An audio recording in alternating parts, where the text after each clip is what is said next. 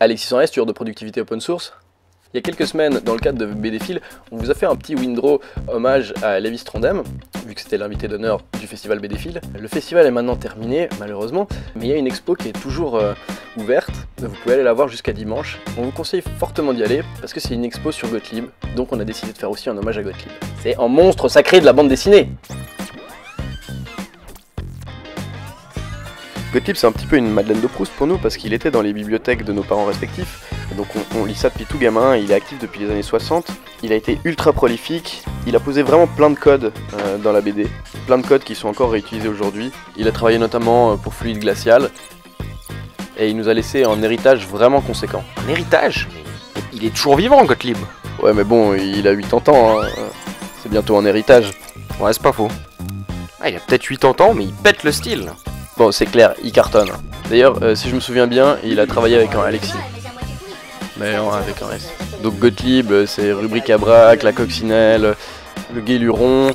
Il a fait toutes sortes de choses très variées, beaucoup de parodies, des réinterprétations de classiques, ou bien des histoires sur des univers alternés. Par exemple, qu'est-ce serait-il advenu de Newton si les pommes avaient été des courges?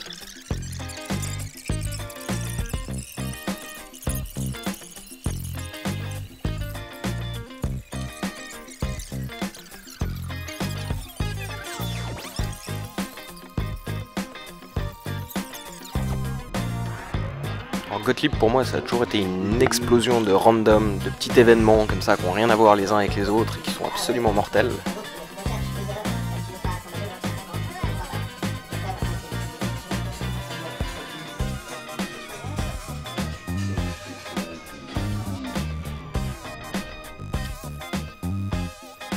J'ai dessiné un chapeau de forme parce que je sais pas pourquoi, mais j'ai toujours l'impression qu'il y a des chapeaux de forme dans les BD de Gottlieb. Peut-être pas tout à fait vrai.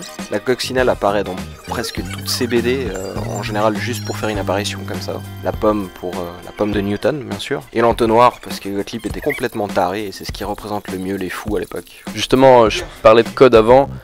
Dans une BD de Gottlieb, à chaque fois que quelqu'un pète un plomb, ou à chaque fois qu'il présente un nouveau personnage et qu'il veut qu'on comprenne tout de suite que c'est un fou, il a un entonnoir sur la tête. Sinon, au sujet de la coccinelle, il faut savoir qu'elle a aussi été adaptée en dessin animé. Le concept du dessin animé était vraiment très bien.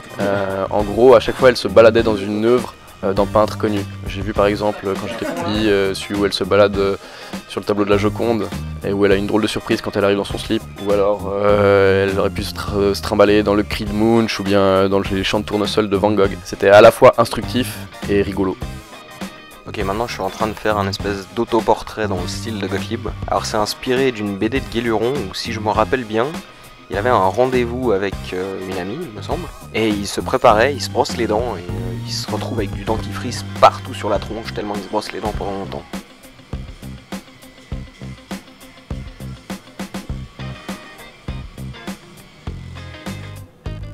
Et donc j'ai fait un autoportrait de moi, en train de me brosser les dents et de penser à mon petit déjeuner.